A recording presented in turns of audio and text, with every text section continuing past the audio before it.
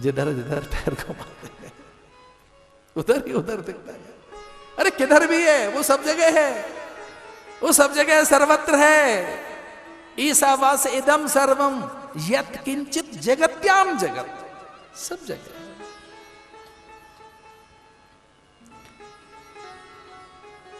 भगवान भाष्यकार ने प्रस्थानत्रयी इन पे भाष्य लिखा। मेरे साथ मिलकर बोलो, एक आपको बहुत ऊंची बात बताते हैं, बोलो ब्रह्मविद ब्रह्मैव भवति, ब्रह्मविद ब्रह्मैव भवति, ब्रह्मविद ब्रह्मैव भवति। वही हो जाता है, तुम्हें जान तुम्हें हो जाई, तुम्हारी कृपा तुम्हें रघुनंदन। ज्ञान में डगार लेता है ज्ञानी, ये कहता है हम ब्रह्मास्मि तत्त्वमसि प्रज्ञानम ब्रह्म, आई एम आत्मा ब्रह्म, आई एम दैट, मैं वही हूं, मैं वही हूं, मैं वही हूं। और मनुष्य का एक प्रश्न अधूरा है चिरकाल से, जब से आदमी बना है एक प्रश्न उसका पीछा कर रहा है। जब से आदमी बना है एक प्रश्न उसका पीछा कर रहा है। अगर वो प्रश्न आपने उत्तर के रूप में पा लिया, उस प्रश्न का उत्तर मिल गया, फिर सारी उलझनें दुविधाएं भाग जाती हैं। उस प्रश्न को पूछो अपने से, एक ही प्रश्न है जो चिरकाल से पीछा कर रहा है आदमी का। प्रश्न का नाम बता दूं क्या है? तो पीछे पीछे बोलो को हम, जोर से बोलिए को हम, अरे ढंग से बोलो को हम। इसका अर्थ है कौन हूं मैं? अरे अपना पता नहीं करोगे कभी कौन है?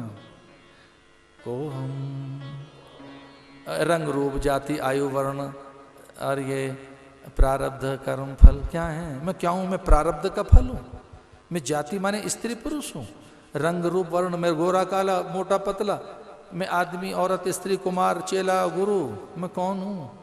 मैं बचपन में तो ऐसा था, फिर थोड़ा और हो गया, फिर बदल गया। और बचपन से लेके अब तक के सारे चित्र देखो तो बदलते हुए दिखाई दे रहे हैं आप। तो ये जो बदल रहा है ये शरीर में कौन हूं? मैं विचार हूं, मैं संकल्प हूं, स्मृति कल्पना हूं, कौन हूं मैं? पूछो बोलो मैं कौन हूं? तो इसका अर्थ है संस्कृत में को हम। इसका एक ही उत्तर दिया शास्त्रों ने, बोलो को हम। इसका उत्तर है सो हम, वही मैं हूं, आई एम दैट। उत्तर क्या है? वही मैं हूं, वही मैं हूं, मैं उसी से हूं। मुझ में थोड़ा आकाश है, थोड़ा प्रकाश है, मुझ में थोड़ी वायु है, धरा है, मुझ में सब है, वही मैं हूं, मुझे वही समाया हुआ है। तो गुरु ने कोई एक भी बात ऐसी नहीं की, बांधा नहीं गुरु ने कि यही करना है। कुछ अजीब सी बात कह दी उन्होंने, पुंसान्ते नारायण स्मृति।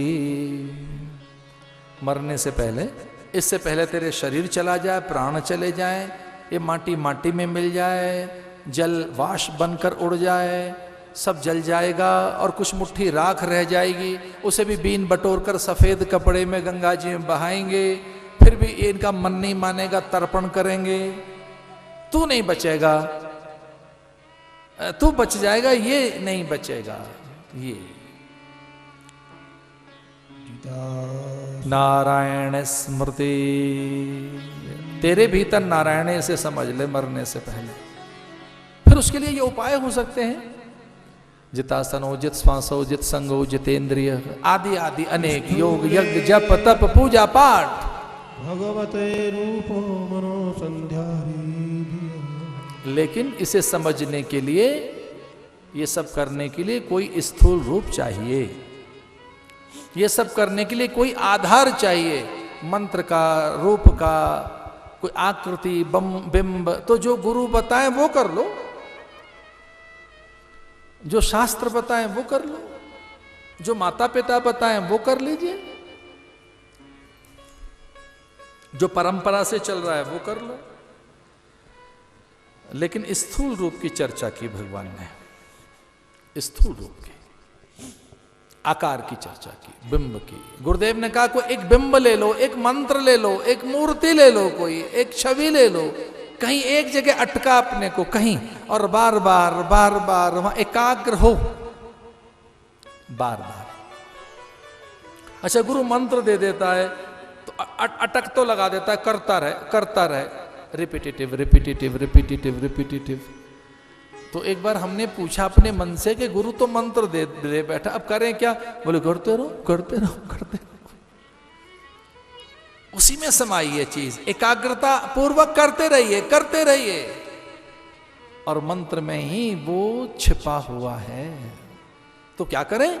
जितासनो जित श्वासो जित संगो जितेंद्रिय, जितासनो एक आसन में बैठिए, जितासनो जित संगो एक संग दोष ठीक करके बैठो, जितेंद्रिय इंद्रियों को ठीक कर लो।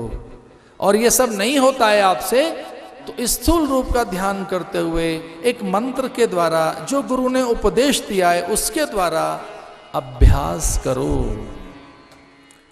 और जिस साधन में ये दो चीज नहीं है वो साधन अधूरा है। तो साधन में दो चीज हो, कौन कौन सी? अभ्यास और वैराग्य, अभ्यास और वैराग्य, अभ्यास वैराग्याभ्याम तन्निरोध। अभ्यास तो जो गुरु ने बताया उसका अभ्यास करते रहो, आज सुबह शाम 8 याम, और वैराग्य पूर्वक करते रहो, वैराग्य पूर्वक, अर्थ पूर्वक, विचार पूर्वक, ज्ञान पूर्वक। जो गुरु ने बताया, शास्त्र ने बताया, जो माता पिता ने बताया, जो बड़ों ने बताया, करते रहो। कैसे करते रहो? वैराग्य पूर्वक। ये वैराग्य क्या है? ये वैराग्य क्या है? मुझे बड़ी अच्छी कथा याद आ जाती है वैराग्य के समय। वैराग्य की बात कहते हुए, एक साधु का कंबल चोर लेके भाग गया। एक साधु का कंबल एक चोर ने उठाया, भाग गया। साधु उसके पीछे पीछे, अरे मेरा कंबल चोरी हो गया। साधु तेज दौड़ा। अब साधु को धावक तो था नहीं, चोर बड़ा उस्ताद था, कंबल लेके भाग गया। साधु उसके पीछे पीछे। अब गांव के लोगों ने देखा साधु भाग रहा है, तो पूछा गांव के लोगों ने, महाराज जी कहां भाग रहे हैं आप? साधु ने कहा मेरा कंबल चोरी हो गया, ये इधर से चोर जा रहा है। चोर भाग गया। गांव के लोग भी देखो सब तरीके के लोग होते हैं, उनमें से एक दो लोग बड़े कुछ ऐसे थे, और उन्होंने कोई टिप्पणी सी कर दी साधु पर, और कहा कि महाराज आप तो ज्ञानी है, ध्यानी है, आपको तो त्रिकालदर्शी है, सब दिख जाता है, क्यों भाग रहे हो? आंखें बंद करके और ध्यान में देख लो चोर कहाँ है, वहां से कंबल ले आएंगे आपका। हमें क्यों दौड़ाते हो, क्यों भागते हो?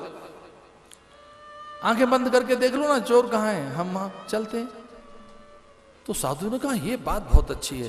तो साधु दौड़ता हुआ ठहर गया, रुक गया, आंखें बंद करके समाधि में, और कुछ पल के बाद तो साधु मुस्कुराने लगा। साधु के चेहरे पे आनंद छा गया, साधु सहज हो गया। तो गांव के लोगों को लगा कि इसको पता लग गया चोर का। तो गांव के लोगों ने कहा महाराज जी आंखें खोलो, बताओ चोर कहाँ है? तो उन्होंने कहा चोर का तो पता लग गया मुझे, आइए मेरे साथ साथ चलो। तो गांव के लोग पीछे पीछे, और साधु शमशान में जाकर बैठ गया।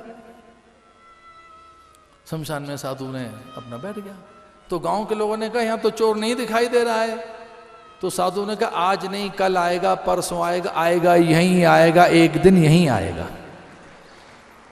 और हाँ कंबल भी साथ नहीं होगा उसके, यहाँ सब छूट जाएगा, यहीं आएगा। या तो आज आएगा, कल आएगा, कभी आएगा, एक ठिकाना है आदमी का, वो यहां जरूर आता है, शमशान में जरूर आता है। ये वैराग्य है। वैराग्य जानते हो किसे कहते हैं? समय छूट जाना है। तो किस बात की अटक है?